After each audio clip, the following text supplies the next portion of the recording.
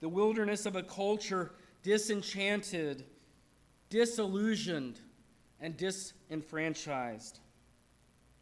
The wilderness of clergy who feel spiritually exiled. The wilderness of broken systems, forgotten people, and spiritual fatigue. Yet in this wilderness, that the voice still cries, prepare the way of the Lord. So why does this moment matter? Because the church does not need to be louder. It needs to be truer. Because revival will not be televised. It will be prayed into being in small, faithful, sacramental expressions and outposts. Because our call is not to impress, but to remain faithful. Cuthbert remained in the wilderness. We remain at the table, and we remain because Christ is present with us. That is why Cuthbert. That is why us. And that is why the Anglican Union. Now Bishop Kevin is going to come and take us deeper into the Celtic missiology that enabled Aidan and Cuthbert to fulfill their calling and to inspire us to move together in our Anglican Union to propagate the gospel of Christ for such a time as this. Bishop?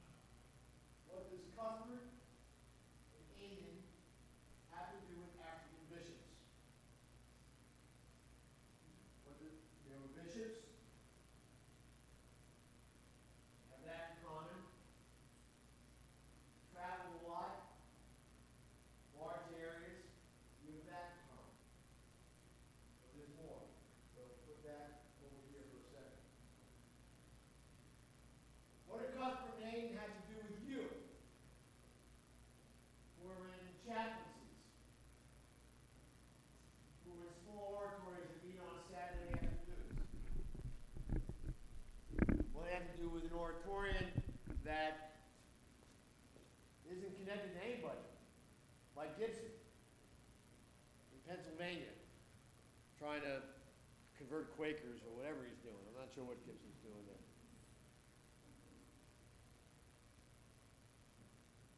That's what we want to try to unpack today. What do these guys have to do for us as Anglicans? And what hour by hour is an incessantly fracturing community. And it's not going to go back to what it was. And anyone who thinks that it is, I don't care where you are in the hierarchy, you are delusional. It's not going to happen. The milk spills, you cannot put it back in the container. Cannot be done. So what do you do? What we want to do today is we want to figure out how what they did in their evangelism missiology challenges us today just in daily ministry, but more importantly, for us in the Anglican world. Because we are Anglicans.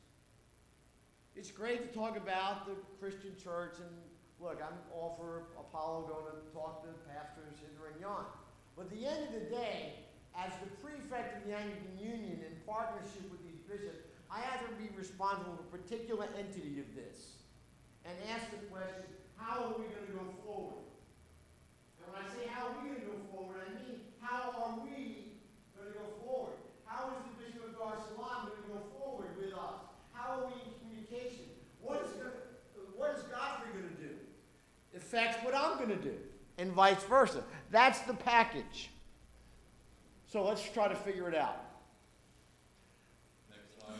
Lyndon. So the basic facts of the case you already know. Ireland, when the Reformation came about, as you all know, I'm not a great fan of the Reformation, but all this stuff about autonomy and all the principles of the Reformation were already present in Celtic Ireland. Calvin and Luther did not discover anything new. They didn't. What you find in Irish Christianity is that it was not Roman. What was Luther and Calvin's problem? Don't be Roman. This is just a little backdrop before we get to the nuts and bolts. Christian Ireland existed for centuries. It doesn't even begin with Patrick. Doesn't even begin with Patrick. Now, as with any great crusade, when you think of the American Christian crusade, what do you think of? Billy Graham. Is Billy Graham the first crusader in American Christianity? No, but he was the most notable. Patrick is the most notable. Before Patrick, there's another guy by the name of Palladius who actually gets sent to Ireland before Patrick. And you can read about this in Prosper of Aquitaine. It talks about this. Palladius was sent, and he, in fact, was the first bishop of Ireland. So my point is, every story has the headline. Gary, you're a newspaper guy, right? Every story has the headline, and what comes after? The hook. St. Patrick is about the hook. This is the Gallerist Oratory. It is the oldest Christian place of worship in Ireland. Where is it, James? In the Dingle Peninsula in County Kerry.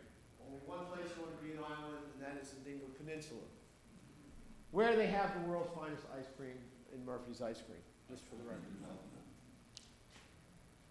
These were all over Ireland. What they were, let's see, Adrian, you're up in Yorkshire by yourself. Yep. Jamie, you're up in Whaley Bridge by yourself. Yep. Okay.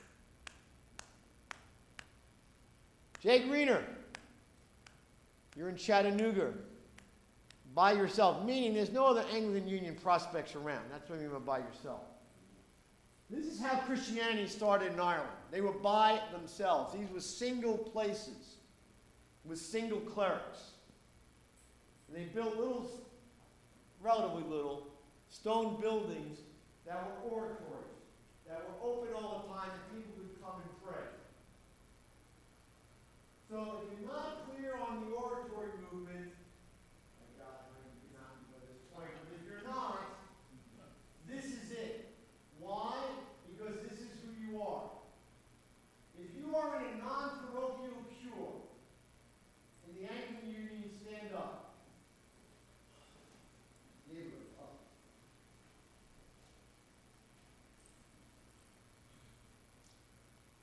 The majority of oratorians, not just here, but the ones who aren't here, are not attached to a cure.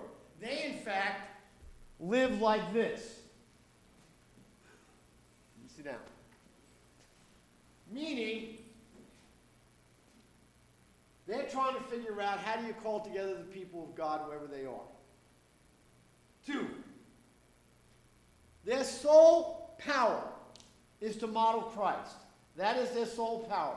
That's it. It's not, well, I'm the assistant bishop of Zanzibar.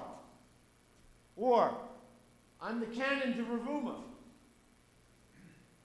Of no consequence. Not that those things aren't important, they're of no consequence. The encouragement you should have is from this model of the early church.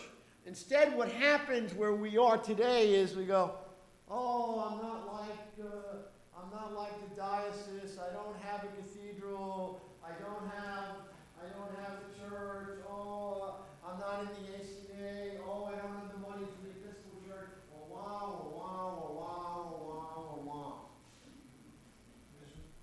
Yeah. Repeat what you said, there's so powerful.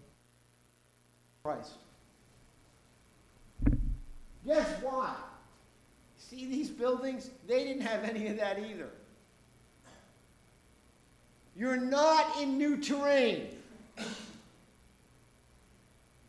When I took the trail from Melrose to Durham, follow the way of Cuthbert, that's what struck me. I am not on new terrain. I am walking where saints have trod. You have to make a decision. Bishops, will you walk where saints have trod? Are you going to be Tanzanian bishops, or are you going to be historic bishops? Are you going to be Oratorian clergy, or are you going to be wannabe clergy? Those are your choices. And guess what? The way history is played out, the time for the choice is when? Now. If not you, and if not now, that's it. If we stick to the basic teachings of Jesus, we're on the right track. Lyndon? Just quickly about Patrick and Palladius, because they, if you notice from the film, and you notice from this, the church has always lived in dynamic tension. Yeah? You have the Roman continental way of doing business, yeah, that caused the Council of Whitby, and you had the Celtic way of doing business. Back in Ireland, you have Patrick's way of doing business, roaming bishop, going hither and yon, not worried about, oh, that's my border. Patrick didn't care about the borders. Palladius, oh, you will have borders. You will live in this box.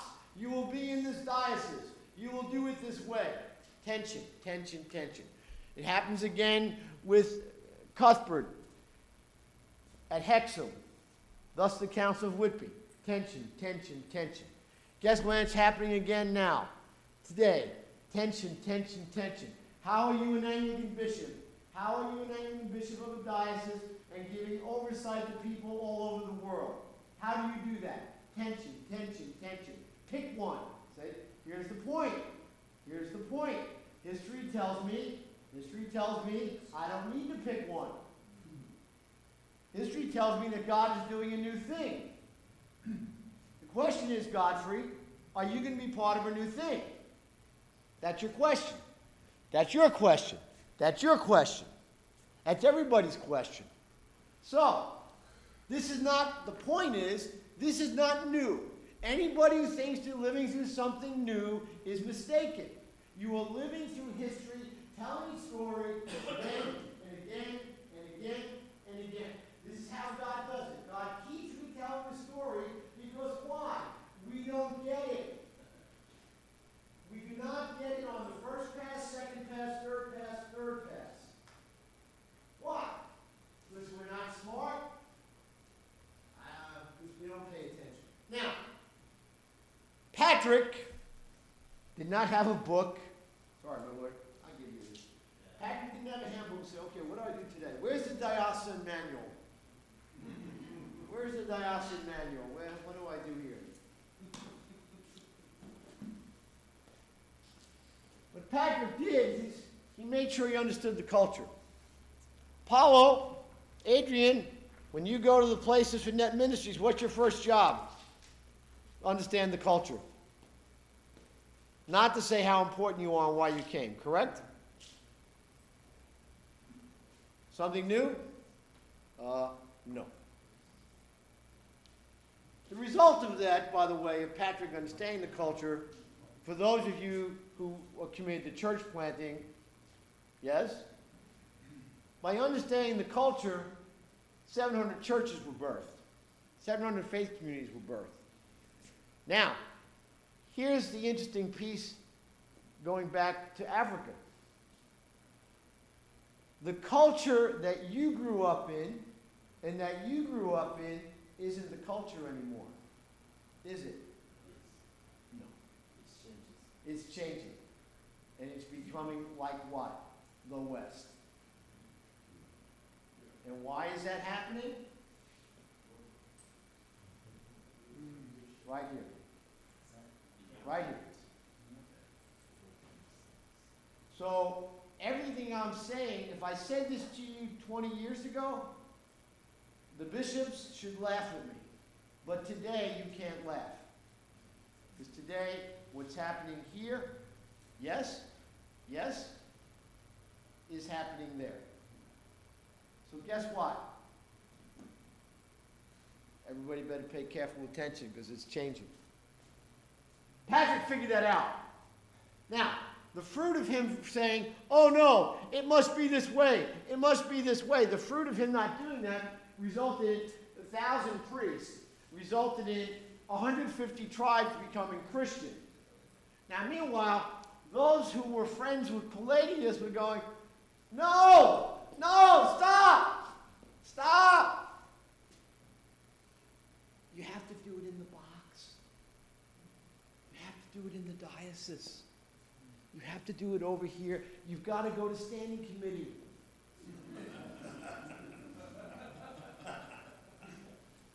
Did you get permission from the diocesan council? Next one, Lyndon. But he planted churches, not oratories, right? They planted faith communities. They were oratories, they were churches, they were all different things. Remember, the word church is a late development. Oratory comes before the word church. Anybody know the origin of the word church? Kirch. Okay, so what does it mean? Correct. There are two dimensions. By the time Patrick and company are making their way, there are two definitions for faith communities. One is what we call church, from the Old English, Anglo-Saxon, kirch, K-R-C-H-E. The other from the Greek, kyriakonos. Kyriakonos. Anybody know the difference? All these scholars in this room and nobody knows the difference. No, that's an ecclesia, not the same. Kyriakonos, what, Adrian? Belonging to the curious. Okay, yeah. So one, or the Kyriakonos, is about the people of God. The kirch are the physical things that belong to the Lord.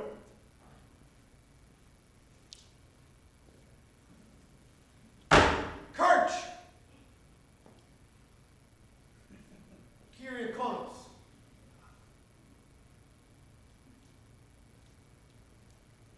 The word kirch becomes the norm for what we call faith communities after when, do you think? You just heard about it. Whitby. Because what's happening on the continent? They're building things that belong to the Lord. They're building them in very big ways. Remember, you hear this when they're talking about Cuthbert.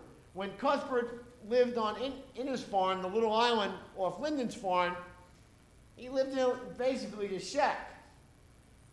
After Whitby, what do the monks do? They build a nice building for him. They build a kirch as opposed to what he had was Kyriakonos. So the church goes through this whole maelstrom of merging these realities. And so today, when you become a bishop, your first question is, where's my cathedral?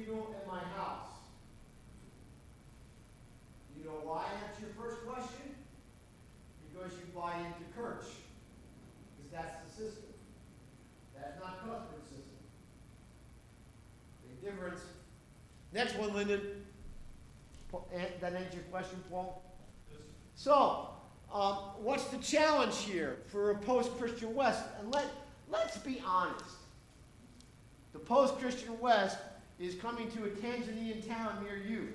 So when I say this, it's not limited to town, or Ugandan town near you, or Mozambique town near you. It's coming. Maybe later, maybe late. It's coming, it's coming, it's coming. George, it's already in Ghana. I've gotten off the airport in Accra many times. It's already there. Yes? All right. Bishop, can we just go back to the previous? Yeah. Aiden, Lynn, go back one. Can you explain the last one? Packet restored, that's talking about to the unreachable who were discriminated against and alienated by their Roman Christianity. So, as happened, like in England when Augustine arrived in 597, a century before in Ireland, Christianity already exists in places like the Gallerist Oratory. So these single guys who were out in the oratories, Patrick thought, were fantastic. These guys are doing the gospel work. Palladius' crowd didn't like them, so they spoke against them and said, those guys, they're not on the team. Those guys are not in the Catholic club. So, hold on. My name is Laurent Banda, and you all are not in the club.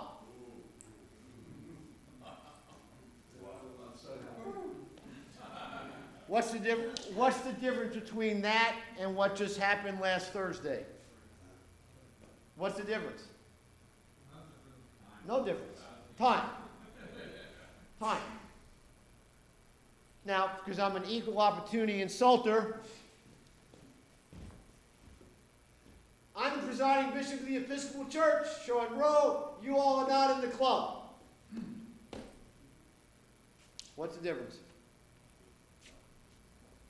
What's the difference? Bishop, is there a difference?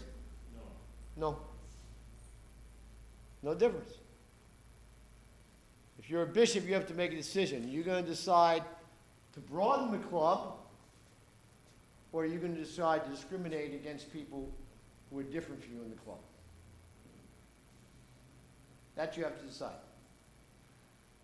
If the only criteria is orthodox, following Jesus as an Orthodox Christian, what's the problem? What's the problem? I believe in the 7 sacraments. What's the problem? I believe that everything necessary for salvation is contained in the Old and New Testament. What's the problem? The problem is you don't fit in my box. Well, guess whose problem that is? Yours. Not mine. Next, Lyndon. So, we're in a post-Christian West. I believe John Williamson from the UK, is correct. He goes on to say, we're not only in a post-Christian West, hold on to this one, Bishop Godfrey. Put this in your memory bank. We're not only in a post-Christian West, we're in a post-church West. We're in a post-church culture. There are literally people who drive by this building. This is one of the busiest roads in Hillsborough County. It's the only east-west access road in northern Hillsborough County. About 50,000 cars come down this road during a day from 7 a.m. to 7 p.m. We do drive-through Ashes on Ash Wednesday. We get about 400 cars drive through for Ashes. We've been doing this for years. About 80% of those cars come in and say, I had no idea there was a church here. Now, if you've driven by here, there's a fairly big sign that has a lot going on that you'd have to be deaf, dumb, blind, and stupid to think it's not a church. Except if you live in a culture that has no orientation towards the church, no thought about it. I was going to Colorado last time, and I was coming back, and I had my clericals on, because I came straight from the campus. Some of you know this story. Mike knows this story. And I'm at the Denver airport. I'm getting on the flight, and I sit in my seat, and this lady sits next to me, and she says, "That's a beautiful color shirt you have on." She says, "My son would love that shirt." "Where did you get it?" I said, and of course, now you can get anything on Amazon, so it doesn't really matter. But I tried to, I said, "Well, it's not really a shirt for everybody." "Well, it should be." "It's just beautiful." I said, "You know who wears this shirt?" "Yes." She goes, "Are there other people who wear this?" I said, "Yeah." I said, "Priests and bishops." She goes, "What are they?"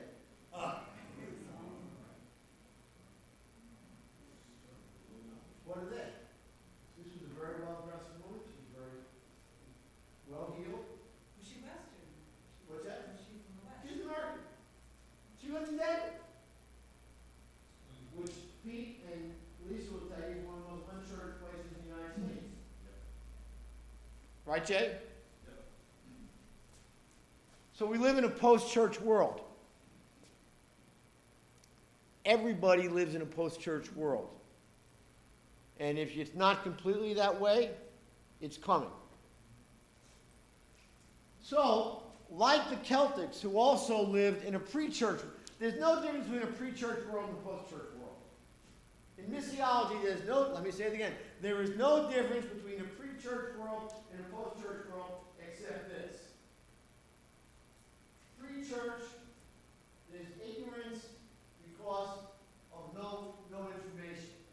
In a post-church world, there's ignorance of the information. What's worse? The latter, not the former. So, what do you have in the mission field? Well, we're going to talk about Ireland because we're talking about them, but you might as well be talking about Florida or any place. A pagan, fragmented, tribal society. We live in a pagan, fragmented, tribal society in Florida. We do. The rich are getting richer, the poor are getting poorer. That's just a different type of tribalism. It can be ethnic, it can be financial. There's a lot of different ways to be a tribe. Okay? Fragmented. You all read the news. You think this is a fragmented society?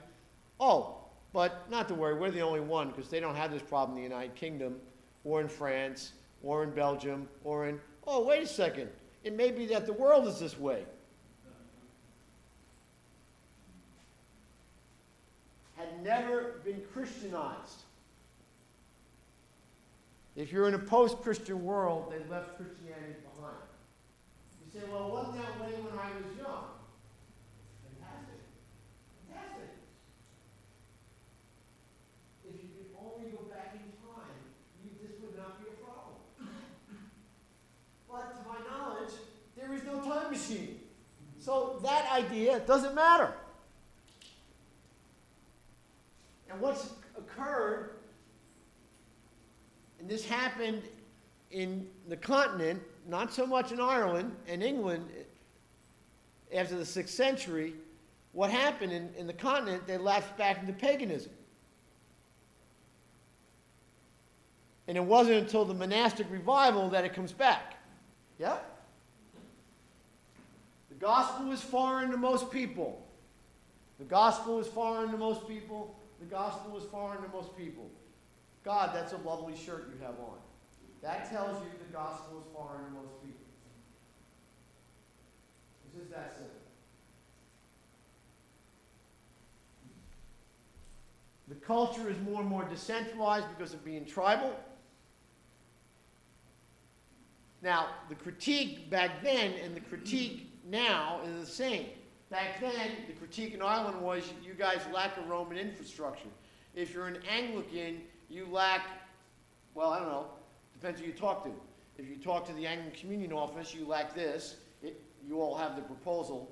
If you talk to GAFCON, you lack this. If you talk to Global South, you lack this. Yeah? Pick your poison. Lyndon. So what do we do? Well, we may be surprised. You going to tell us, Lyndon? Next one? What? Give it a second. The wonders of technology. I remember I didn't have to deal with all this. I used to write things on the board. I used to write things on the board, and I knew what was going on. But we don't write things on board anymore. I'll keep going while we catch up. Okay, and then I'm going to go while you catch up. Oh, now we're black.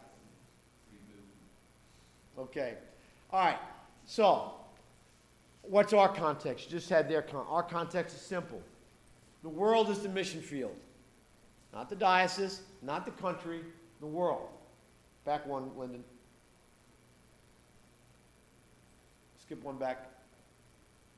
Yeah. The world is the mission field. If it's post-Christian world, the world is the mission field. That means the Bishop of Rovuma, when asked, which he was, correct, by the General Secretary of the Anglican Communion, why do you call yourselves the Anglican Union? Correct? How long ago was that? 6 months ago? Last year. Okay. Why do you call yourselves the Anglican Union? You're the Bishop of Rovuma. Say it so everybody can hear you, my boy. Yeah, he said he's a bishop. You say you are doing ministry with Anglican Union. Why Anglican Union? And we, Anglican Communion, what you are new creating, what you are trying to create. So that was a big question. And then he asked you to do what? Change your? Yes. Change your? Yes. Tell him. Change your name. Didn't he say that? Change the name. Yes. So it was. Pogo. It was Pogo and Wainaina. Change the name. Now, if you're worried about the mission field, you're not worried about the name. If you're worried about power and structure, you're worried about the name. So what we're faced with is a mission field that is hostile in the field, but we're also faced with a mission field that is hostile internally. The people on your team, the people in your army are not with you. The people in your army are not with you. Fortunately, not a problem in this room. When that happens, the gospel is forgotten, out the door. As soon as they decide internally you're the enemy, the gospel is forgotten, or at least actively rejected. And what does that do in the mission field? What does that do in Portugal? What does that do in the Netherlands? You guys, I don't believe a word you're saying. They're skeptical. I don't believe a word you're saying. Look, folks, this is reality. This is not some sort of theoretical theory. Oh, you know, I was reading a book and this came from. This is real life. Oh, you're the church? We don't trust you. Why? Well, come on. I read those stories with Alton boys. You guys, let me tell you, they see a collar, they don't distinguish you from the Roman Catholic Church or anybody else. You're all the same lot. That's the deal. When I was a young priest, I was in the airport going to Notre Dame for a meeting, and I remember there was a kid, this is 30 years ago, and he had matchboxes, some of you may remember, little metal car toys, and I was talking to him, I used to have those when I was a kid. His mother said, oh, tell him show him your favorite one. She was saying to the son. About 2 years ago, I was on my way, 3 years ago, I was on my way to Zanzibar, and I was in Kennedy, waiting for the cutter, and there was another, same incident, same situation. Little mother with a little boy playing with the Matchbox cars, and I said, oh, I have those. You know what she did? She picked up her son and the cars, and she moved away. I had my collar on. What do you think she was worried about? Institutionally distrustful. And then, of course, now with AI, by the way, AI is not the church's friend. I don't care what Woodbrook tells you. AI is not the church's friend. It will cause further digital fragmentation. So, what do you have? Whether you're in Dar es Salaam or St. Petersburg, Florida, you'll increasingly have a situation where the culture is alien to most people's thinking. Next one, Lyndon. All right, so is there a way forward? Absolutely. Not all bad news. Not all bad news. Not all bad news. What is it? Not all bad news. What is it? Not all bad news, because the good news. Bill McIlvaney wrote a book a number of years ago as a Methodist bishop in North Dakota. It was titled, was this, one of the greatest titles ever. The good news is bad news, so it can become good news. The good news is bad news. Who's it bad news for? Everybody we just talked about. But it has to be bad news first, or it can be good news. The bad news is, oh my God, this isn't the way I should be living. This isn't the way I should be thinking. That's bad news when you're a creature of habit. But if you're open to the Spirit, it becomes good news. So there is good news. Missionized community, pergnatio. The word pilgrim comes from the Latin pergnatio. It means to traverse. So the first thing as oratorians and as bishops, before you ever get into your VIP status, you have to see yourself as a fellow pilgrim. You must see yourself as the pilgrim with them. Now, every pilgrimage has a leader. You can lead by 2 steps in front, and you're traveling with them. If you lead by 20 steps, you're traveling apart from them. Fact of life. So, this is exactly how Patrick went around. This is exactly how Aidan went around.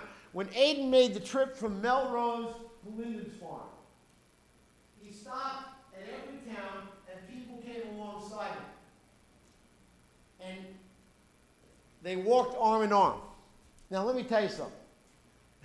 I've traveled that road. This is not like 5 people deep walking arm in arm. It's very tight. In some places, it's as wide as this chair. But they held together. And they told stories. What story did they tell? Oh, the story of the gospel. That's what Aidan did. And he operated by hospitality. What he had, they had. If he had a fish, they had a fish. If he had bread, they had bread. He was the bishop. What was his was theirs. Most of us in the episcopate, having now been victimized by this myself, I can say this. What's mine is mine, and what's yours is mine.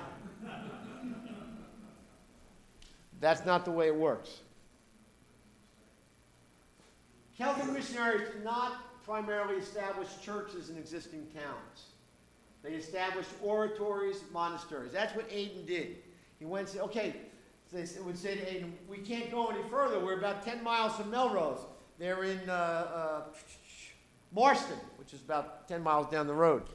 It's got a little, Maxton. It's a little church there, a little stone church. It's been there since, I don't know, probably the 8th century. And it dates back to before that, because now it's Presbyterian, so too bad for that. But anyway, It dates back to when Aiden said, the group said, we can't go any further. So Aiden said, create a center of hospitality and worship here. I'll continue going, you do it here. Now, we would call that we had said, well, he was planting a church. Let me just ask a question for those of you. Do you honestly believe that in the world, that the problem, in the West certainly, that the problem is there's not enough churches? No. The church system wasn't working, so they gather to scatter. That was the principle. It's parable of the sower. Aiden did not say, oh no, the church that I'm doing is 10 more miles down the road. That's what the demographic study has come back, and that's the better place. He said, okay, you guys stay there, show hospitality, gather people to pray, and we'll be back to see you. Where do you get that from? Oh, Patrick, the same guy who set up 700 of those. Got it? These monasteries, these oratories, they were centers of scholarship, they were prayer, hospitality, and mission. All the ones the same way? No. Some were better at mission, some were better at hospitality, some were better at scholarship. Obviously, at Lindisfarne, on the Holy Island, they were serious about scholarship. Why? You saw the book, the Lindisfarne Gospel. This is an amazing work to think that this was done in the 7th century. Now, I have a copy of it at home. I'll bring it to you. It's on the walls. Yeah, I know, but I mean, I have the whole book. I'll bring it to you. And you could say, holy smoke, these guys did this in the 7th century with no technology, none of the things that we think we require to do anything, and they did it for one reason and one reason alone, to help them tell the story of Christ. That's it. That's it. That's the only reason they did it. Not because, well, we'll be famous, they'll do a movie about us in some church in Tampa and do that. The missional strategy, now they strove from the monastery in Melrose, they set out 12 guys. So remember I said they'd walk arm in arm? And 2 of those guys and 1 of those guys would stay behind. So by the time you got to Lindisfarne, you were there by yourself. That the 12 you came with stayed behind to be part of the community of faith. So, gather to scatter. They went out from a stable, visible community out to the surrounding culture to say, okay, why don't we have convocation? We have convocation to bring you all together to stabilize you, to help you look at each other, look around at each other, and see that despite the fact you are spread out and scattered, you are not alone. You are in this together. You are a stable community. You have people praying for you, holding you up. That's why we do the online stuff.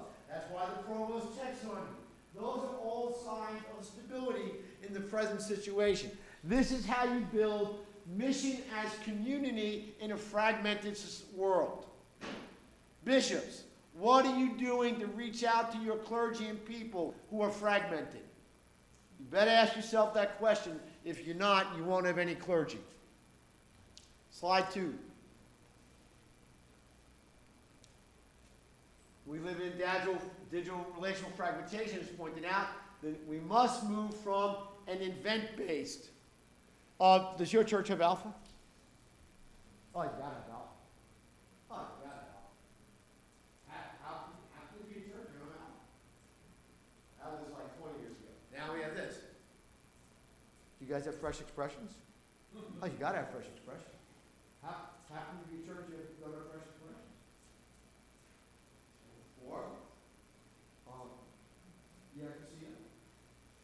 You have to see it. How can you have a church after see it?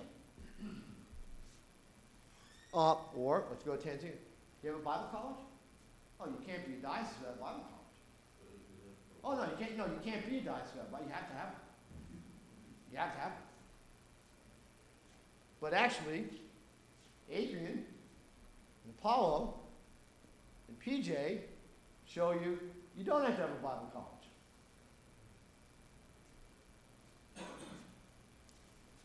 Digital relational fragmentation. Answer is the community-based model where shared values are. That's the answer. Ah, Bishop Olu's back. So, the oratory, the church, the diocese, whatever it is, must be a strong, intentional community. It must be a missional community that offers authentic belonging before belief. Say more about that last statement. Belonging before belief.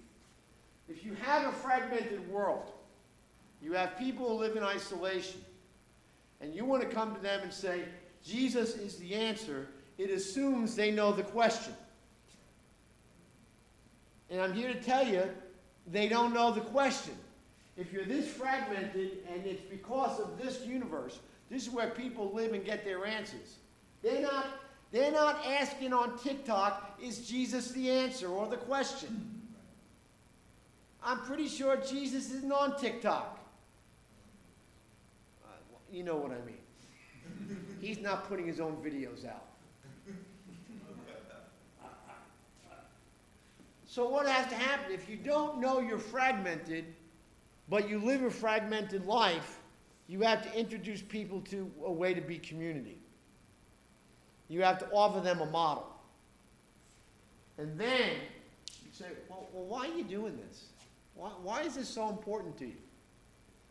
It's important because I follow a Lord who gathered people in a similar fragmented time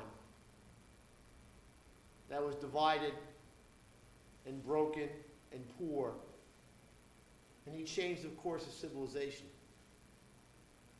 and redeemed us for all humankind. Wow. Never heard that before. Yeah, you got the door, correct? You guys do this for a living, correct? Am I correct? You've got the entranceway to the door. Now, whether they walk through it or not, you can't make anybody walk through. But you've showed them the entranceway to the door. Lyndon. Ah, Bishop Godfrey.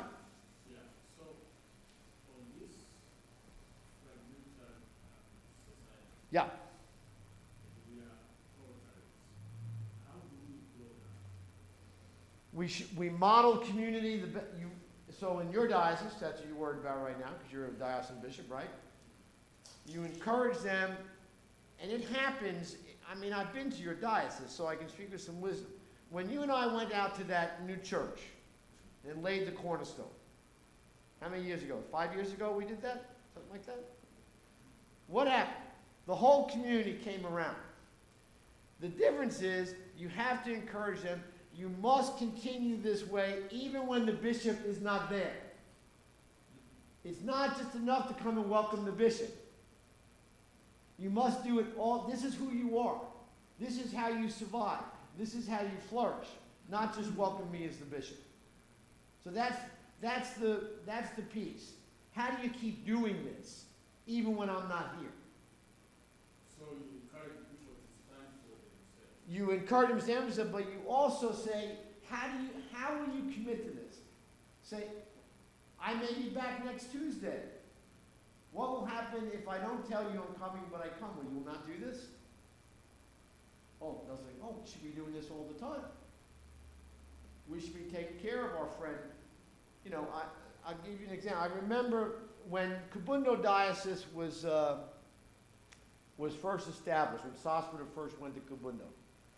The cathedral was erected, and everybody brings the gifts for the offering of the new cathedral, and they're bringing cakes and money and all that stuff. And this is how they did it at St. Hilary's. Everybody was called up by name. Okay? And so this lady who was a widow, and her whole family had predeceased her, she had 2 chickens, and she sold eggs on the side of the road. I'm not telling you a story you all don't know about. So her name gets called up, and she comes up, and I'll ask one of the bishops, I won't embarrass myself with the Swahili. She says in Swahili, neither silver nor gold have I, but all that I have I freely give. And she places the 2 chickens in the basket. Everybody in St. Hilary's knows that this is her livelihood. This is it. And they're deeply moved. One of the bishops, who will go unnamed, because I don't want to embarrass anybody, leaves. I mean, there's a lot going on. If you have never been to one of these liturgies, my lords, there's a lot going on, right? Leaves, nobody notices. He goes down to the market right behind the cathedral where all these things are being brought so they can be what? Money given. He buys back the 2 chickens. We walk out of the cathedral at the end of the 5.5-hour Mass. Yes? He stops about where Carol Kanani is and gives her the 2 chickens. That's what a non-fragmented communion does. That's what a non-fragmented communion does. That help you, Godfrey? Relational evangelism. I know this is a big problem. So we all think the longer I preach, the better I'm evangelizing. And I've heard a lot of you know. If that were true, would we be in a post-Christian, post-church age? You heard PJ talk about this last night a bit. So the Celtic model was this: befriend the barbarians, develop relationships, and this is hard, but it was no different for them. People you're asked to develop a relationship with are antagonistic to the gospel, or at worst, at best, they're ignorant. Okay? Like, oh, that's a nice shirt. Relationships, go back when Dom's behind me. Thank you. Relationships give you credibility. Theology does not give you credibility. Relationships give you credibility. Notice that the word gospel and gossip have the same pre-root. You ever noticed that? Gospel, gossip. Have you ever noticed that? Gospel, gossip. Have you ever noticed that? Imagine if we took as much energy about gospel as we do about gossip, where we would be today. So what happened in the Celtic experience, that's Ireland, by the way. We'll talk, that's a whole other story. The Mound of Tara. Talk to Ollie and... We did that yesterday. Oh, okay. They know all about that. So, when you are in relationship, it's easier to live into word and deed. When you have a relationship with somebody, it's easy to live into word and deed. They befriended the chiefs. Now, I know in Ghana, correct me if I'm wrong, my Lord, one of the first things you do when you're the new bishop, you go see the chief. Why? You befriend the chief. Correct? Still to this day. Right? I know that because I got to go see the chief in Dublin. And that's a whole other story. David Brookman can tell you that story. Anyway, they befriended the chief. And the chief says, come on in. Come on in. If you befriend him. The methodology is simple. Belong, converse, believe. Invite them to belong, invite them to dialogue, invite them to believe by your believing. Luke 10. What's that? Luke 10. Thank you, Adrian. Luke 10. They call people to fellowship, they engage them in dialogue, put it in complex terms, and they ask their faith to take root gradually. This is it. This is true whether you're the chaplain at Chattanooga General Hospital. It's true whether you're on the farm in South Carolina, like Tim Surratt, waving to people on the tractor. It's true whether you're Paul Jago in the hospice, and it's true whether you're Godfrey in Bukoba. Doesn't matter. It's all the same. Same principle. Next, Lyndon.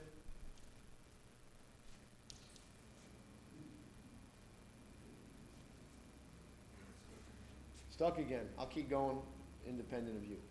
How's that? This is why we do it from here. Just I like control. All right. We'll reboot. But while he's doing that, so let's be clear how you'll be doing that. You're doing it in the context of skepticism and distrust. We all know that, right? Should that dissuade you? It should not. Show what? What does Paul write in Hebrews? You've entertained what? Are you ready to do that? They're God's creation. If they're transformed from lack of faith to faith, do they not become part of the fellowship of the saints? So you're entertaining angels unaware. Who's unaware? They're unaware. Not you're unaware. They're unaware. People think that that's what the passage means. Oh, well, we had an angel in our midst. Carol Kanani was here. We didn't see her wings. No. That's not the equation. They're unaware that they're on the threshold to become angelic. Your job is to entertain angels who are unaware that they are there yet. Stay awake, folks. We're almost done. So, the hospitality, after you have the believing, right? Then you get to presentation, decision, assimilation. This is stage 2. But if you haven't demonstrated stage 1, you don't get to stage 2. Next one. Almost done. Principle 3, cultural contextualization. I already talked about that. I mean, I spent this whole time talking about this. Yeah. Know who you are, know who they are. Contextualization is very simple. Know who you are and know who they are. Do you know who you are? Are you an institutionalist or are you an oratorian? Say it again. Are you an institutionalist or are you an oratorian? It's the same conversation with Palladius and Patrick. Do you follow Palladius or do you follow Patrick? It's the same conversation with Whitby. Are you with Cuthbert or are you with Wilford? Same conversation. The conversations just repeat. And here we are again. We're in it again. 21st century, we're in it again. So, what are you about? What are they about? What are you about? What are they about? You're not here to replace anything. You're here. What did Augustine writes to Gregory the Great? He says, "Oh my God, I'm here in Kent. There's Gallican Christians. There's Celtic Christians. There's Roman Christians. Gregory, what do I do? You don't really know Christians here. They're all over the place. What do you say? Well, forgive them like a shirt and tell us the way it is. No. He says, take the best of what each has and build up the body of Christ. Take the best. He doesn't say replace the culture. He says fulfill it. Integrate it. Next one, Lyndon. I'm going to move it along. I'm going to have all this done in 6 minutes. It should be a treat. Now, the challenge, we already know, we talked about this, cultural alienation. What's his name? Willimon and Hauerwas wrote a book about this 30 years ago called Resident Aliens, right out of the scriptures. Let me tell you something. That book was so far ahead of itself, they didn't understand how far ahead they were. If you've never read it, read it. It's called Resident Aliens. You are resident aliens. Understand that. The key is not to be resentful about it. The key is to say, this is an opportunity. That's how the Celts saw it, as an opportunity. What did they do? They engage people to see them differently. Don't see me as an alien. See me as a happy Mick. See me as somebody who loves music, who loves Irish drinking, who loves Guinness. Being somewhat facetious, my point is they challenge them to see them in a different way. See me in a different way. Everybody sees you in a particular way. Your opportunity, you say, well, I am who I am, and they don't like it. Tough on them. What's that? I said 1 Corinthians 9:20, the Jew and the Greek. Yeah. You don't have to take on the values, but you have to make yourself accessible. Okay? Why? Because you can do that and still advocate the eternal truth in the culture. That's the key. So, you take their music. I mean, now one more song, Be Thou My Vision. How many people like Be Thou My Vision? Right here. Slain Melody. Newsflash, hold on. Slain Melody was not written for any divine purpose. He was an Irish folk ballad. Wow, that's so holy. I love that people. It's so holy. I can't do it. It is. You can take the arts, you can take music, you can take poetry, you can take everything that the culture values and turn it around. The evangelicals in the megachurch movement have mastered this. They've taken rock and roll and they Christianized it. They mastered it. And people think, oh my God, this church is so fantastic. I've never heard anything like it. Turn the radio on. I mean, really, I hear people say these remarks, I'm like, what? Turn the radio on. You'll hear exactly like it. What they've done, and they've done well, is that they captured the modern imagination. They captured it. Now, I'm horrible at this. Okay, so I'm not speaking from any expertise on this topic. I'm horrible at it because I think we should all go back to about the 6th century and everything would be okay. So that's what I think. But obviously that would be okay for me. It may not be okay for you. Okay. So you can take all these things and, if you will, you're not there to Christianize them. You're there to adapt them. That's what the megachurch have done. They've done it brilliantly. And here's the subplot. We never figured it out. Anglicans never figured it out. So now we do this half-baked job. We're going to have blended music, and it's going to be a little bit of the old and a little bit of the young, and people are going to think it's fantastic. I don't think so. Next one, Lyndon.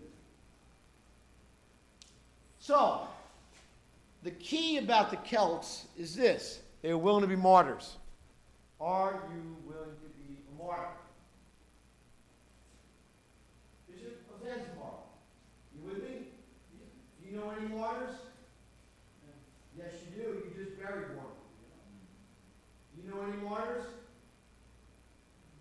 Yes, you do. You just buried one. Tell us his name. Did you not bury Abdul? Was he a martyr? Yes. Martyr. Swahili. Martyr. Country. Swahili word for martyr.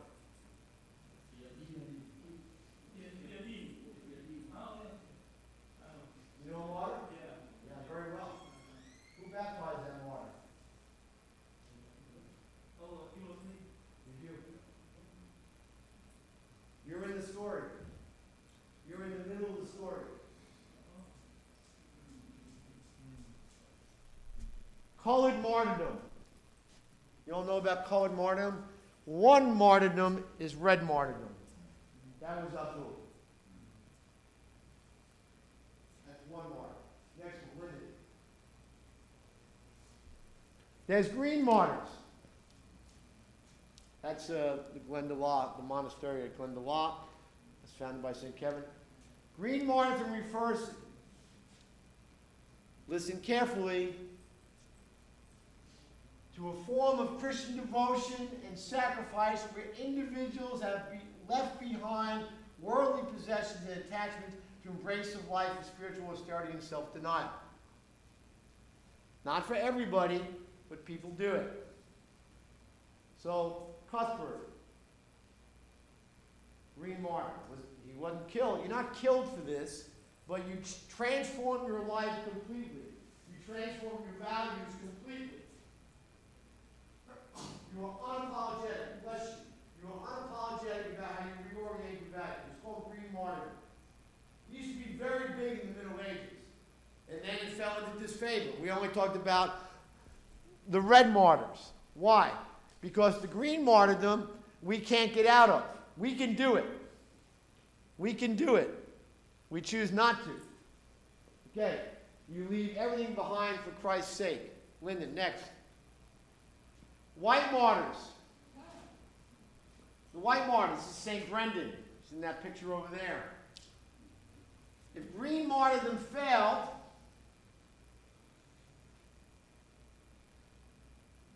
Columkill and Brendan, they said, how about white martyr? You can't be red. You can't be green. Try this one. Go out. Go out. And here's the thing about Columkill and Brendan. When they went out, they understood they may or may not return. Are you willing to go out into the world, perhaps not being able to return? That's a spiritual return. You may not come back the way you were. That's white martyrdom. But here's what we learned in history. White martyrdom sets the direction for mission. It's the people who are willing to be changed by the journey. It's the people who are willing to be changed by the journey. Say it again. It's the people who are willing to be changed by the journey that do not come back the same. And that changes the church. That changes the church. How do we know? Because these guys did it. Were it not for these guys, we're not here. They go to Scandinavia. They go to Northern Europe. They go to the Mediterranean. They don't come back. Not because they were killed, we don't know all that for certain, but because they met the tribal chiefs. They became known to them. They stayed and ministered to them. They did not return. You will not be after that. You will go to your house tomorrow night. But will you spiritually not come back? Will you come back different than the way you left? That's the challenge. There is no Christianity in the West if not for these guys. Hold on to your hats. No Christianity in the West, no Christianity in East Africa. It doesn't happen. The whole history book is rewritten. So, there must be something of value to all three levels of martyrdom. The red, the white, and the green. Sometimes you hear the green called blue. Either way, it's fine. It's the same. But here's the point, brothers and sisters. If you're going to be a leader in the church, you've got to pick one. You've got to pick a way. The word martyr means witness. You've got to pick which way you're going to witness. Pick one. You want to die? Die. Make sure it counts for something. You want to go out? Make sure it counts for something. You want to witness in the middle? Reorient your values. Make sure it counts for something.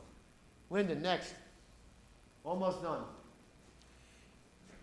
The key is to reimagine who you are as a community of faith. If you're a leader in Chattanooga by yourself, don't go, oh, I'm by myself. What the hell am I going to do? Reimagine how you're there. Reimagine how God is using you. If you're in a little group in Firestone, Colorado, reimagine how God is using you. Be open to what that could be. Gather to scatter. Lyndon. That's the... All right. How do you imagine the future going forward? Bishops, pay attention. All right. Create international hubs of hospitality. That's what they called monasteries and oratories. People want to use that word. This is the big thing when I was Anglican mission. Oh, we got to call ourselves abbeys or oratories. People go, what the hell is that? Just call yourself a place of hospitality. People will get that. you know you're an oratory, that's enough. As long as you know. And then you invite them in later. The key is to do this. Have a pattern of prayer. There are many a day I'm in this church by myself praying the office. Most days. Do I wish there were more people? Yes. Should that change it? No. If you model the pattern of prayer, eventually people will come along. Create a low barrier of belonging. Make it easy for them to enter. Lyndon. They were about a ministry of reconciliation is the other key point. Bridge divides. You've heard, I've written to you all incessantly in the last 2 weeks about needing to be immediate. Build the bridge. Build the bridge. You're an Anglican, build the bridge. Every Anglican in this area, in Tampa Bay, was invited to come to the ordination, to come to dinner, and meet the bishops. You don't have to join the club, you don't have to be here, we're not here to recruit you. ACNA, Episcopal Church, Mickey Mouse, Donald Duck, doesn't matter. Come. What does it cost you? You get a free dinner out of it, and you get to go to a nice church service. How many responded? Zero. Zero. Why?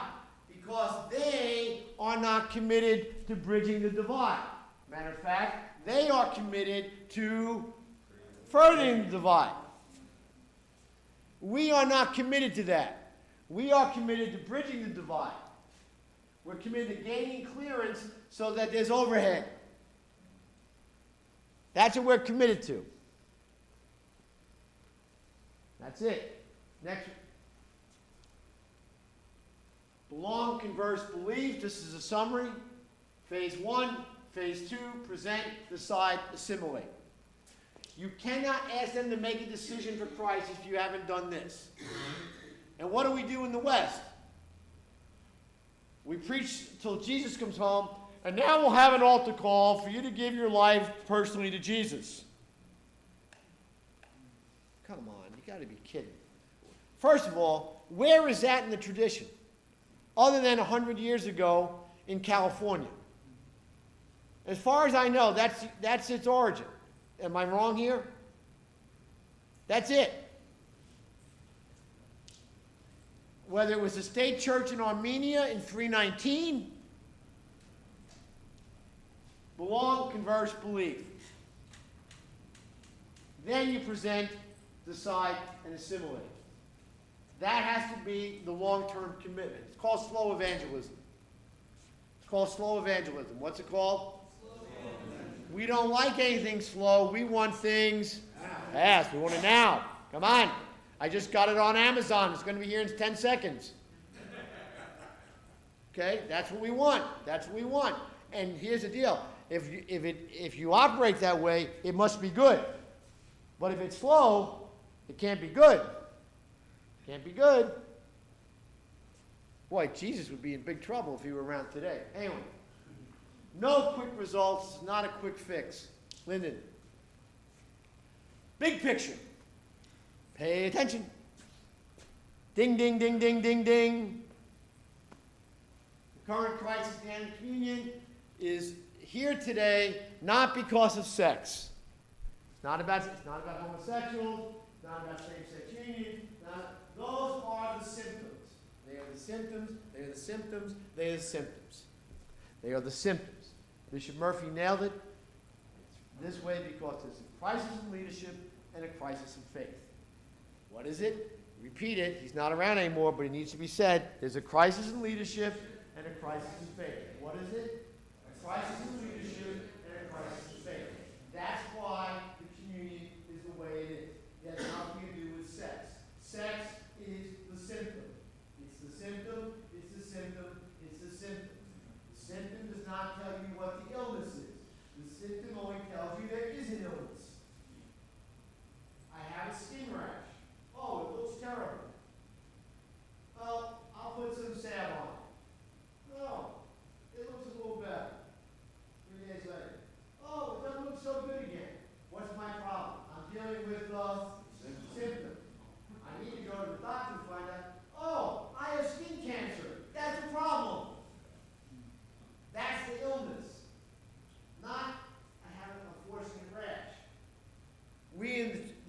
communion has dealt with symptoms for far too long.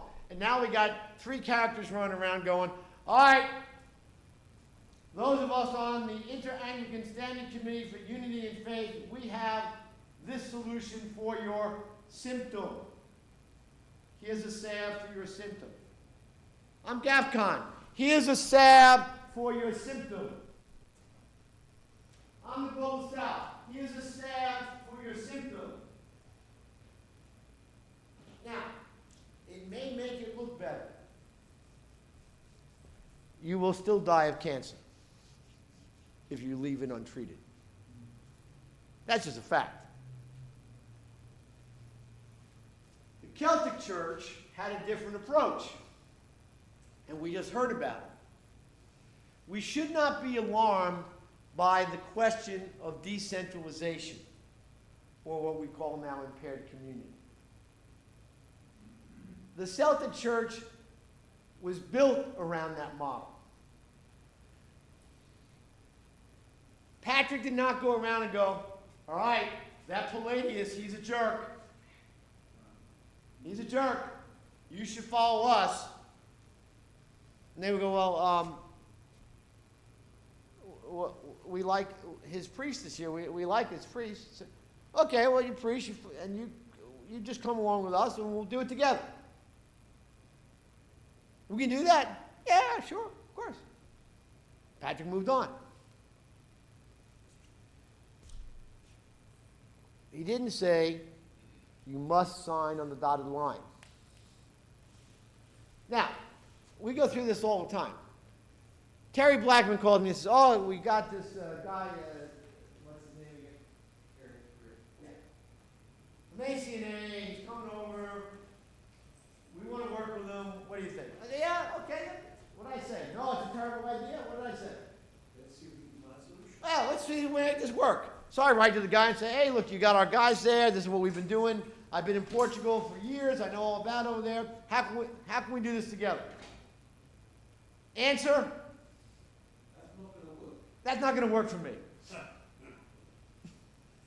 I just said to you, what do you want to do? Here's a clean piece of paper. Write it out. What do you want to do? And by the way, Bishop George, this is the parish's legacy. It goes back to the primate, two primates ago, who was involved in it. And Archbishop Queen. And they're like, I don't care about that. We had a model of different aspects of the community working together. I don't care about that. So look, if you ever wonder why we have this Anglican fracture, it's because of that. And we're not talking about people who disagree theologically. Let's be clear. This is not a theological disagreement. Supposedly, I'm Orthodox, you're Orthodox, we're Orthodox, but we can't figure this out. Do you think they've captured the Celtic idea there? Do you think? No. Perhaps we should send him the slideshow. Is he an exception? No. Is he the norm? Yes. Yes. That's why we're in this mess. People who want to treat the symptom. Lyndon, next. If we took a page from the Celts, we would be about empowering missional communities. How do we create vital missional communities? Whether it's in Portugal, you have our lay leaders, they have your people, I trust them, you trust them. Fantastic. Let's go. All right. I have the Bishop of Rovuma. He says, okay, I'm going to consecrate Danny for India. They need we have a priest. Get this story. Get this. This is a bell ringer. We have this priest. He ministers to the Dalit community. Guess what? In India, the church does not want to minister to the Dalits. They are the least, they are the lowest, they do not count. They have no personhood. We have a guy who's willing to minister to them. So, Bishop Raphael says, okay, we'll help. We'll consecrate Danny, he can ordain as a priest. And the Church of South India goes nuts. Oh, no, that's not going to work. It's not going to work. So what do? They work for 4 years to make sure everything possible occurs that we don't consecrate gain. This is not empowering missional communities. Now, here's the thing. It would be fine if they said, look, appreciate your help. Am I overstating this, PJ? We appreciate your help. Tell you what, we're going to send our own guys. Appreciate it. You brought it to our attention. Fantastic. We're going to send our own guys. No. The PJ, that's not what you're interested in doing, correct? No. They want to make sure that the least of the least continue to be treated as the least of the least. Because, my God, we can't have the Dalits walking into the main church in Bangalore. We can't have that. That's just unacceptable, right? In fact, they have taken a resolution in the council saying that. Tell them. They have taken a resolution in the council to say that these so-called oratories cannot be admitted into the diocese. We will not recognize. No standing. They have no standing. No standing.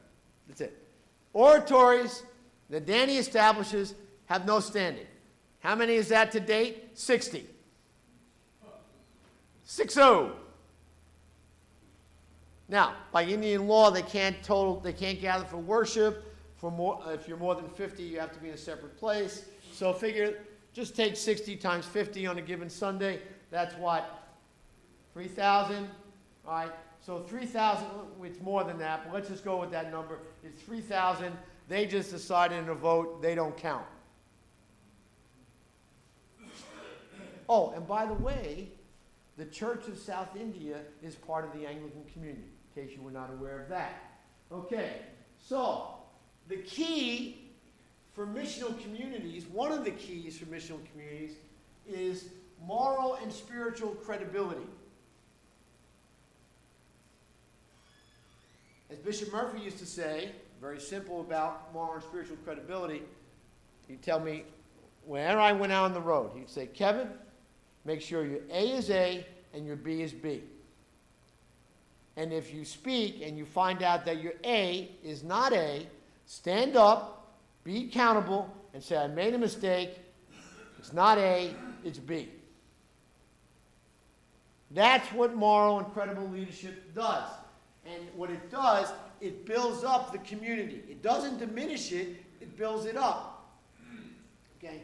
Now, the Celtic Church said, we don't need that type of superstructure. We trust the ministers. Now, these are bishops. Hold on, bishops. You go, yeah, I moved that border, it doesn't really matter because the gospel is more important. What did the Church of South India just tell you? The gospel is not important. That's what they just told you. Is there another way to read that?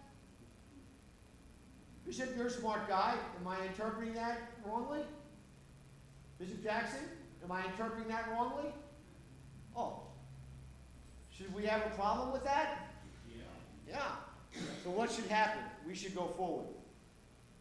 To Bishop Raphael's credit, give him a hand. He went forward. All right, Linda, next one. So, what's next? This is the last one. Clap for that. Witnessing based on the Great Commission. Fellowship, I'm just summarizing all the slides. So why didn't you show us this one at the beginning? It'd be easier. That's true. Witnessing the Great Commission is fellowship, community life. This ties into hospitality, it ties into witness, it ties into invitation. Macro community evangelism. The best form of evangelism is personal evangelism on the lowest level. It's fine to have a tent and invite 100,000 people and preach, but unless you're Jesus on the mount, good luck.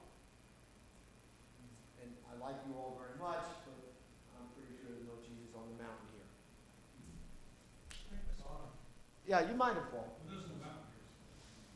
If you can form powerful missional communities of hospitality and invitation, it will become contagious. What we think in the West and what's happening in the global South, slowly but surely, is we have to imitate the mega church. We get the music, we get the preaching. If I see one more church, I love when mega churches say, you know what the problem I have with you guys in Anglicans are? No, please tell me. I'm dying to hear. Here it is. You guys, you wear all those uniforms. You got those vestments, and you have this style every week. You go out of the book. Well, my son is in one of these type churches, as you know, and I love him. God bless him. I wish, right? But this is where God's called him, so be it. What do I notice? The uniform is skinny jeans and skinny black jeans and shirts. And guess what? They're doing this. What's the pattern? We're going to have 4 worship songs, and then we're going to have a sermon based on whatever scripture passage comes to their mind, because they don't use a lectionary. And then we're going to have the benediction, and we're going to take up the offering. And that's the style every week. And that's not doing the same thing every week. At least we're giving you sacramental grace. Yeah. Outward signs of inward grace. Tell me what that's doing. But, and I admit, before any of you get on your high horse, I have a bias about it. So I admit my bias. I don't believe that's a secret. What's that? No one. But what I can tell you is this. I talked to one of the guys down the street here at Grace. Grace has 10 churches here in Tampa. He told me last year that they have a turnover rate of 33% every year. I'm like, geez, if I lost 33%, we'd be out of business. I said, how do you do that? He says, well, because guys like you are going to send us another 33%. That's what he said. The legacy churches are going to send us another 33%. They're not worried. They're not worried about us. They're happy we're here. My friend Sam Latos, whose father is the Anglican primate of Chile, he was the pastor at the Presbyterian Church right down the street from Grace. And we see it here sometimes. People go there and they go, oh, Pastor Sam, you got to preach fast this morning. I really want to go hear the music of Grace. And after a while, they just decide, we'll go to Grace. And the guys at Grace are going, yeah, we're waiting. And so what happened to Cornerstone Presbyterian? They closed. They're out. They're out of business. Property is for sale. Matter of fact, the Coptic church that meets here, I sent them over to look at it the other day because they're looking for a permanent home. That's their perspective. They're waiting for us. They're waiting for our doors empty. So, Christian Unity, that's not, and so is Radiant down the street for that matter. So when I say I have a bias for good reason. Does that mean they can't affect the gospel? They can. I'm not saying they don't. I think the jury's out long term, personally, though. I think the better model is this. I think this is built for the long haul. I think that's short haul. If you like short haul flights, they're your guys. But if you're going to fly across the planet, you better be on a legacy carrier. As someone who flies a lot, take my word. Adrian, when you have to go to Africa, you don't want to fly WOW Airlines, do you? You remember WOW Airlines, the European, or Ryan? You don't want to take Ryanair to Tanzania, correct? Same thing. It gets some of the things you want, but doesn't really do the job.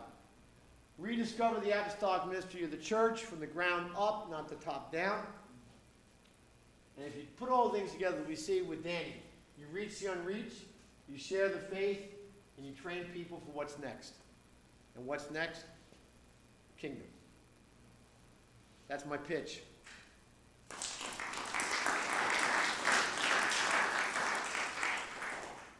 This is a serious question, really.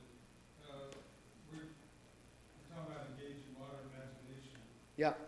How, maybe I'll give you want to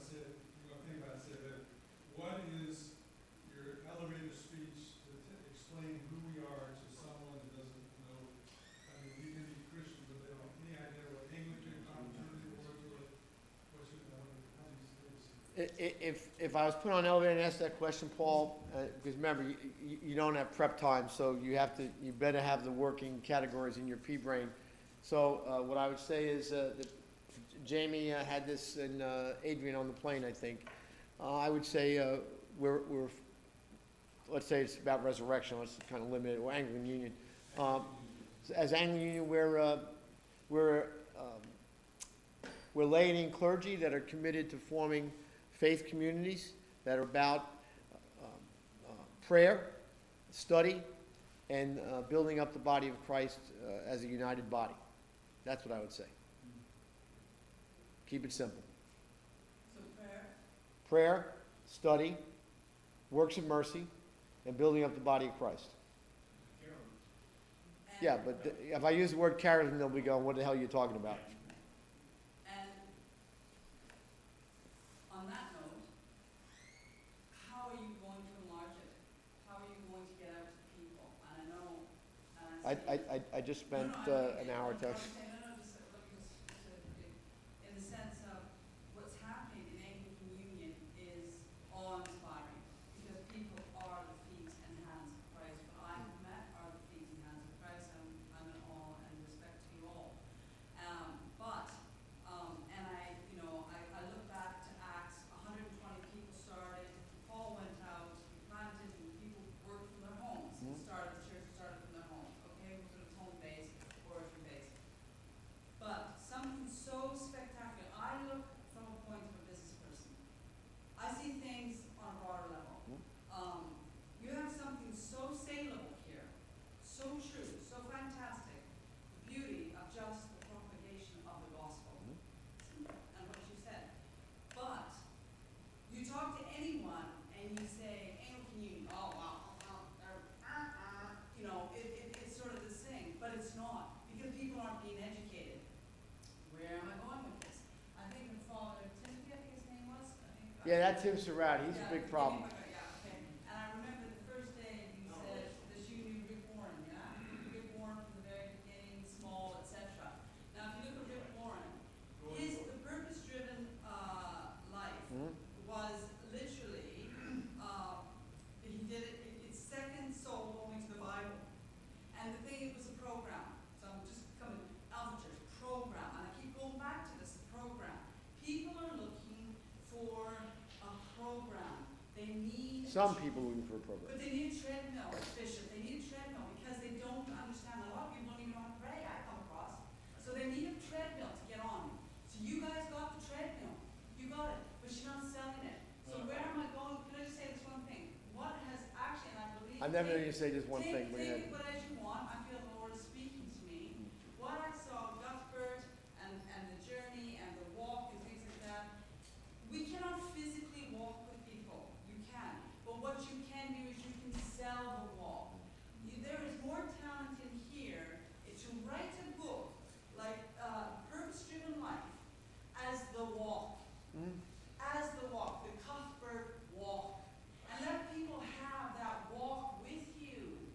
And walk, and like, please don't finish. One day, it's the walk, You have to where let you me have, and you have a picture. No, I just feel the Spirit speaking to me, Father, not being disrespectful. And just, Okay. but just on. So you have, say, you write a book, you all collaborate. Some of the best movies are written by like 20 script writers together or more for one movie. So the walk of Cuthbert, and you could literally do it as a program, like the Purpose-Driven Life, where people, day one, Cuthbert so-and-so, walking along the Anglican Union property, do you see where I'm going? I do. This is a quick synopsis of what the Spirit is telling me, and that's what I feel, because what you guys hear, being the layperson and I think I'm the only layperson in the house. No, last time I checked, Joe Blackman was a card-carrying layperson. There we go. But it is, if I talk to anyone, I'm talking to you about, I'm the feet on the ground. I'm speaking to people. I'm trying to sell Anglican Union. Huh? Oh, yeah. Oh, what was it? They either don't know, or they're contemptuous of it. But it's because, again, either way, they don't know. And I say, come on, it's so beautiful, it's propagation, but because you're not, Paul walked and taught, how do I put it? God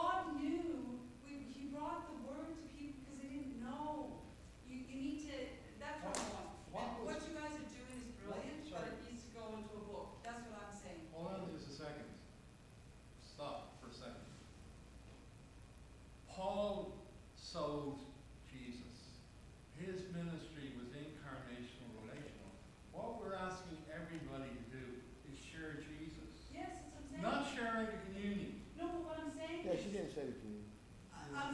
I'm saying what your ethos is as Anglican Union. You guys have an incredible passion. You are the hands and the feet of Christ. And what I'm saying is, the trueness of what you guys are, collaborate, bring it together, but also, and people teach people, but also on another point, which I feel that the Spirit is speaking to me. Another one. I'm really sorry, but I'm going to be really pushy here because I really feel that the Spirit is speaking Well, to test the me. spirits, everybody. No. But what I'm saying is what Bishop here has is his module or thing of Zoom and of COVID, etc. You know, you have, and again, purpose-driven life. I lived in Southeast Asia. People in little houses we were gathering together with purpose. I moved to Africa in houses they were doing purpose-driven life. But what I'm saying is Zoom. Zoom is incredible, and there are great leaders here. You can have people, whether it's in little villages of Ghana, Tanzania, Tampa, and little houses that people can connect into by Zoom. Again, a program that the leaders have put together. So And just do so see you what I'm know, saying? so always, Yeah, but I'm done. okay, Can I just respond? I guess, why should I, okay, go ahead. No, I just want to say, whatever has been said by Carol, we don't need to defend anything. Just, that is how she sees it. Yeah. And how I've been, we have been in touch, that's Understand. why I'm responding to her. Because we both come from the same place, share the same passion, I share that, I should say. Yeah. I fully agree with her, 100%. And I think there's something we need to explain. But I'm saying, I'm not condemning, I'm not. Are you gonna give me a chance to respond at some point? I'm not criticizing. Interpret what I say, how you guys see it. I'm just like someone speaking in tongues. Well, Yeah? I'm probably the wrong guy to say speaking in tongues to, but anyway, Carol, Saturday morning is where that vision's been drawn. I'm kind of jumping over something. No, I Same think with Saturday. she's raising it. okay, She needs to raise it. she did, now. that's fine. She's I'm not, just making one point. of course. Would anybody like to be the prefect? It's open in season. Yeah. The biggest problem we find today is that people that have everything have realized they have nothing, but they don't know how to bridge that gap. And what Carol is talking about, I think, is not necessarily a purpose-driven life, but a way to invite them to understand that there is something more. Right. And it's going to be something like, I can't live this life anymore, help me. That's what I feel as prefect. Anyway, so a couple of Thank things. you for always making fun, by the way. I try where I can. So, a couple of things I'm going to try with the three you just said together. Number one, actually, the Anglican Union does have what you're talking about in the program. We about 3 years ago, we brought the rights to the STAR course. We actually have a hands-on curriculum, a hands-on product that we tried to launch online. We've met with mixed results. There's a lot of different reasons for that. We own the rights to it. We have something that we can produce. So there is such an animal, number one. So don't worry if you have a concern that we haven't thought through this a bit. We actually have. We do have it. We need to revisit it. We need to put it back into some enlivened form. Mike kind of championed it with Paul and Andy in particular. But if that's something that's interesting to anybody here, then while you're having lunch today, I would say to get a hold of Mike, get a hold of Paul, get a hold of Andy, and say, tell me about the STAR course. I don't know when. We didn't do it last year. We didn't do it the year before. We were so frustrated with we thought it was going to be bigger than it was. There's a lot of different reasons for that. Social media is a mixed bag. So, but if that's something that's interesting to you, or to you, or to you, or to you, or whoever it is, say, how can we make the STAR course something that step out of it?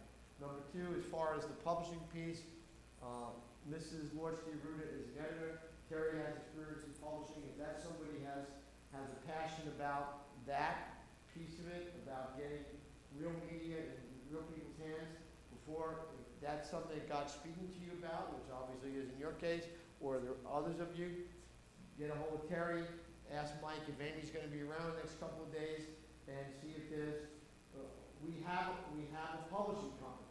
We do have a media arm called Via Media. Mike, what's it called?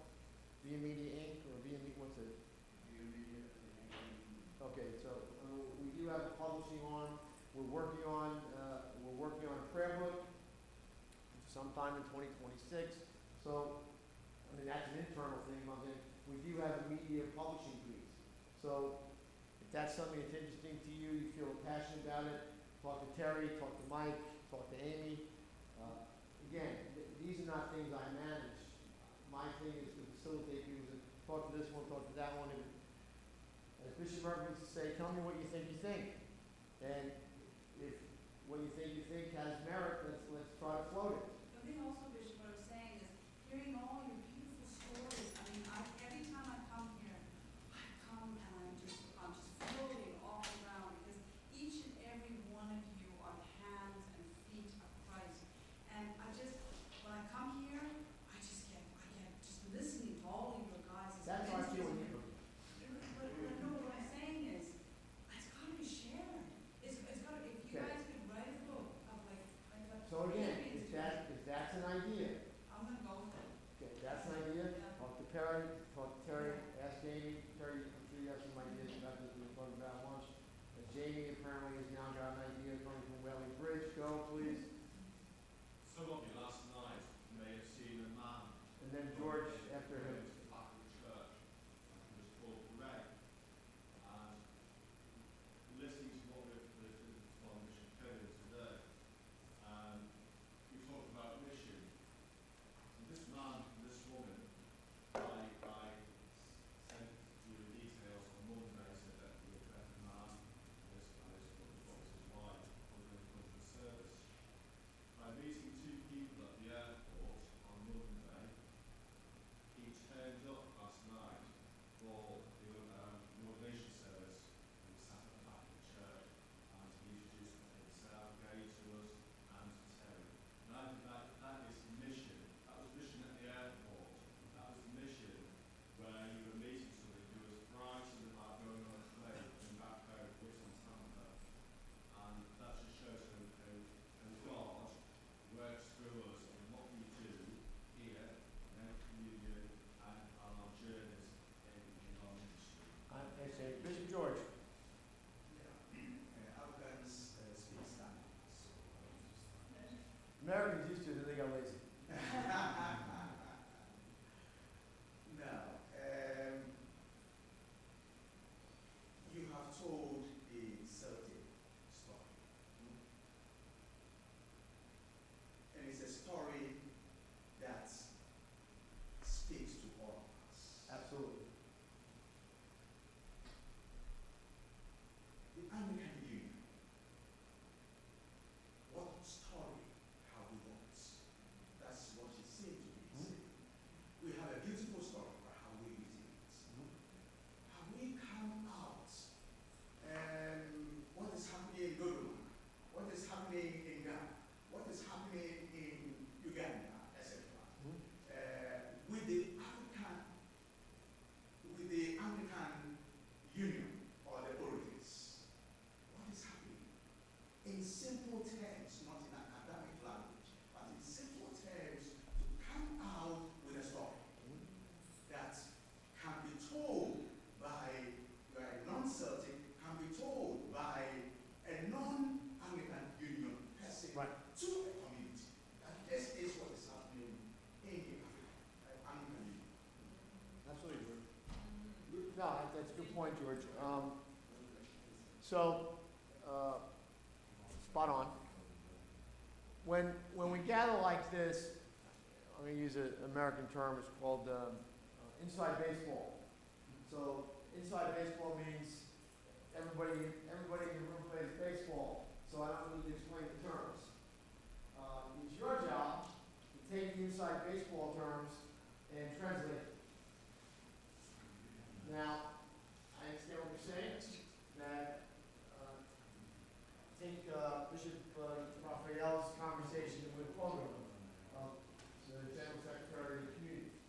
puzzle understands the words. Anglican Union, okay?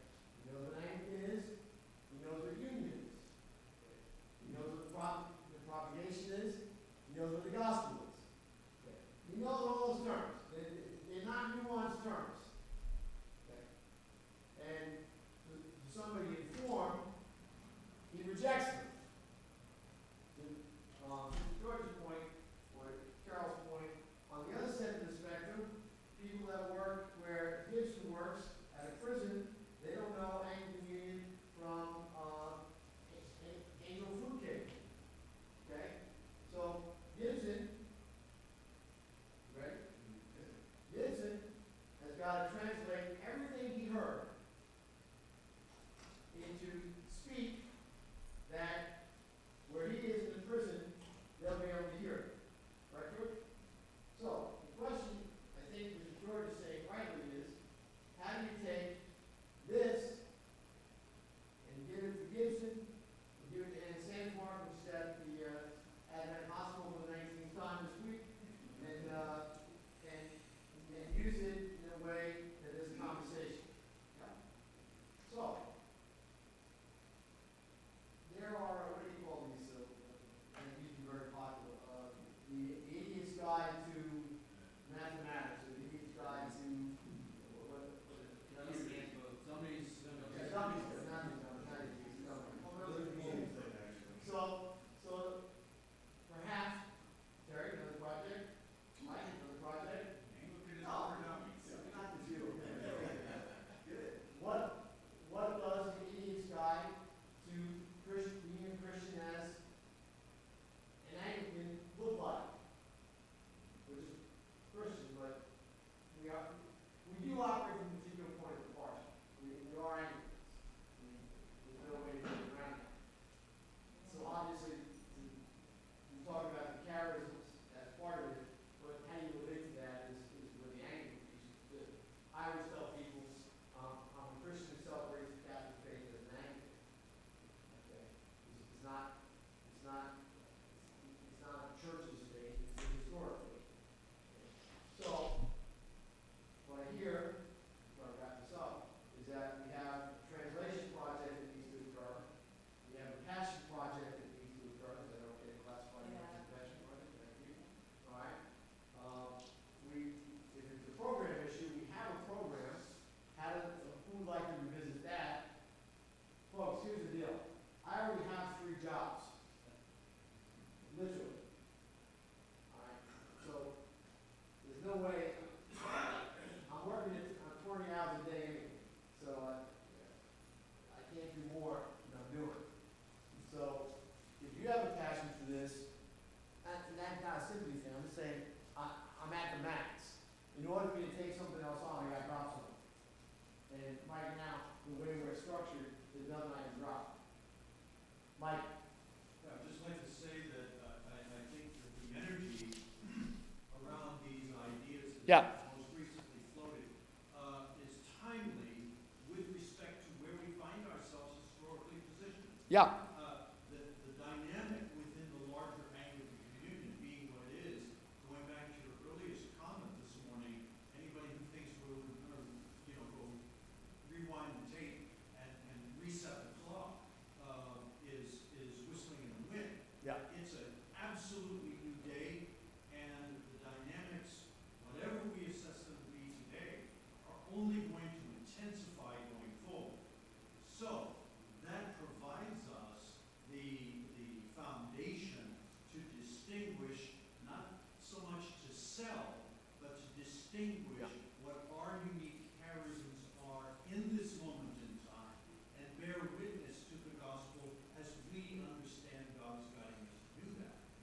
The platform has been set, and we have great resources, to Carol's point, in people and other things to be able to articulate that. So the timing is appropriate. Yeah. I think what Father James said, and I thought it was so wonderful, it's actually, and you're saying too, in collaboration with police, it's an opportunity in this time of history, but let's take advantage of it and let's hear the story of Ghana, Tanzania, the prisons, India, what Bishop doing, Bishop Daniel, let them hear this wonderful story. It's like we're keeping this beautiful lantern under the bed.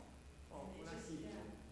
No, but I'm not saying you are, that's a figurative, I'm just saying it's so beautiful, it has to, but it's an opportunity, to share. So I think we'll stop here. I'm sorry, Bishop Gabriel.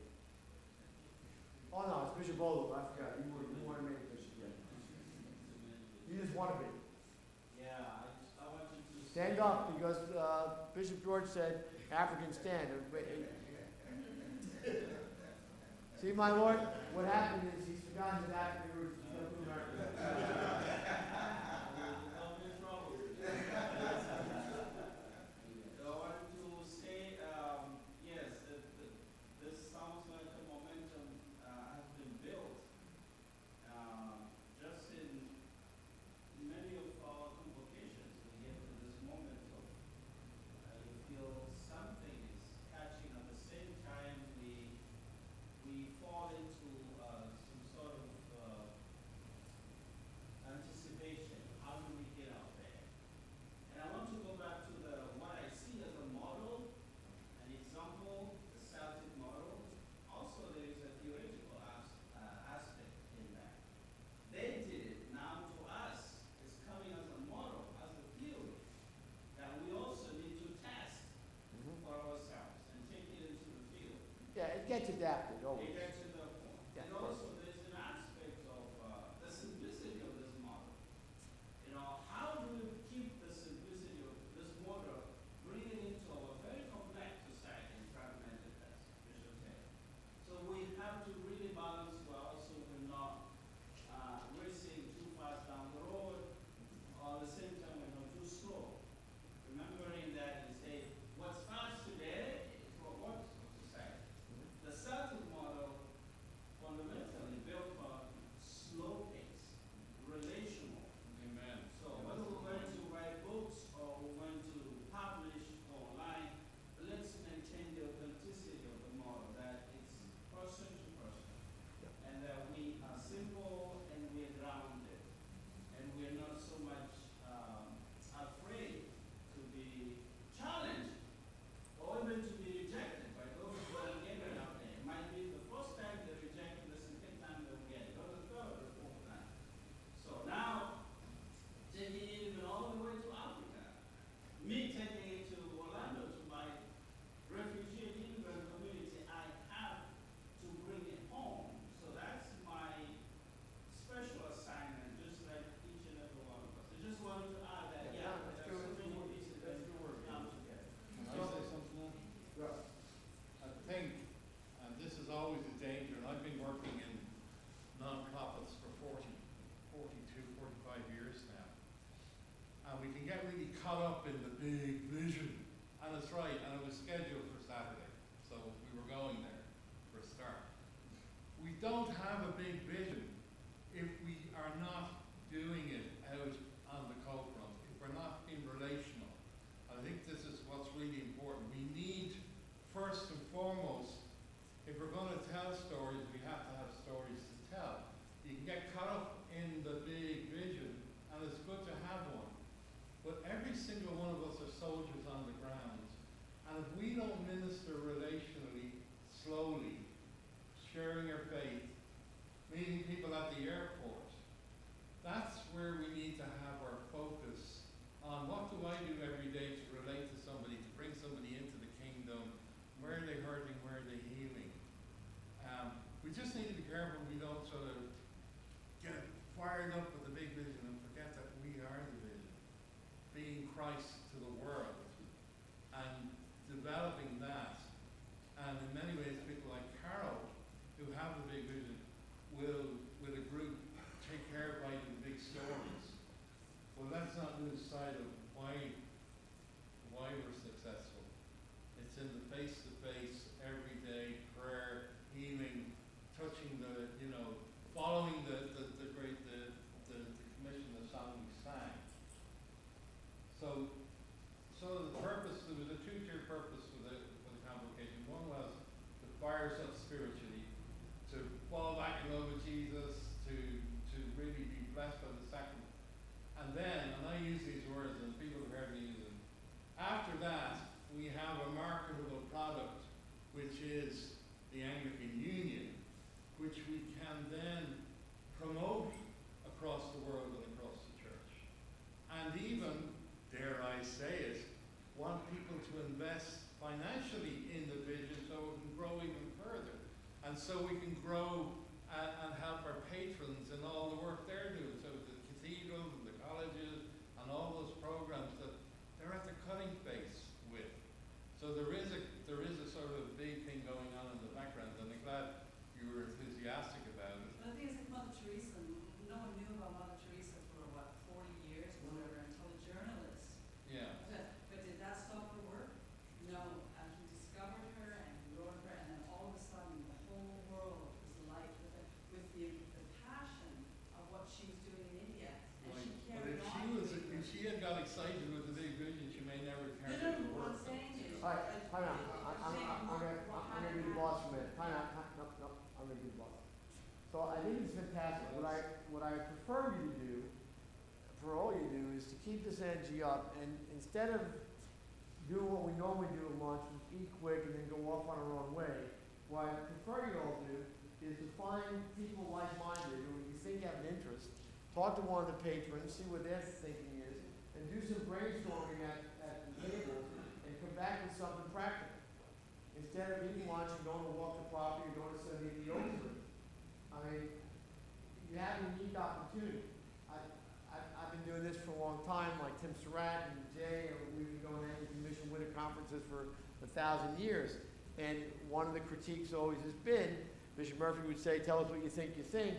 People would do that. Black and know this, they've been either one. Tell us what you think you think.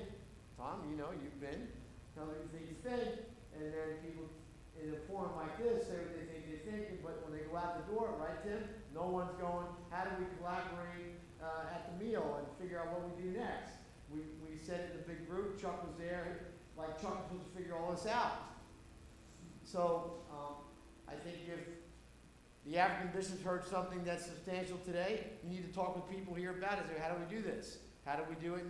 How do we do it in Ghana? How do we do it in Georgia? How do we do it in the Netherlands? What do we think we think? How do we make it collaborative? It's all adaptive, to Gabriel's point. It's all adaptive. Everything you heard here from the Celts was adapted across what they did in Ireland is not what they did in Scotland. They did in Scotland and what they did in Winterthur. When Boniface, named Willibrord, got to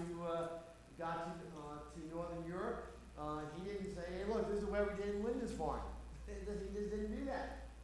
So the whole point is, it is adaptive, but if you're not collaborating together across cultures, there's no way to adapt. You say, well, that was really interesting. He likes to talk a lot. It was mildly entertaining at times, but basically I'm going back to my diocese, I'm going back to my oratory, I'm going back to my refugee ministry, I'm going back to whatever. I'm basically going to do what I was doing beforehand. Then what's the point? We might as well just all stayed home. So, my encouragement is, I can't make you do this. You all have free will. I would get lunch along the way.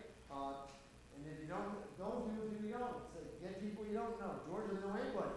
So he's waiting. He just got here. He knows me and he knows the deacon extraordinaire, and I think he met Andy and David and Walt. But he didn't know the Anglican Union. Get him. You can get a hold of Bishop Michael on the phone, but you can always get him in person. It's even better. So there you go, right? My Lord. Should we text you or call? Or just have you come along? You ready? Yes. We're going to collaborate. I'm just trying to follow up this. Oh no, I'll send it to you. And then we're going to put you in charge of translating this by you. Yes, thank you. 1A, 1B. Yes. Okay. All right, so that's why I think should happen at lunch. Now, whether you do that at lunch or not is your business. But if you don't, it strikes me from everything I've heard here, it's a lost opportunity. If you do, sounds like you may be on something, as Mike was saying. What's next? It was Mass at 12 o'clock, but that's gone by the board. Yeah. Okay, let me just put this in context for a minute, because it is. No, just tell me what's next. First. Lunch is Okay. next, okay. Here's what I'm suggesting, right? Saturday, there was a session, a development session of what's next. Spend the energy between now and Saturday talking, right? Tonight, it's time to listen to the patrons. Listen to what they have to say, speak with them, share with them, and then integrate that into the vision. So when you come on Saturday, you have a holistic vision, and you've had some time to think about it, and maybe refine it a little bit, which may empower it even more. So that's the way I suggest we do this. So take all that energy. We said, you know, there's lots of time built in if people don't run over their times. But, you know, you have time to do that. Let's use that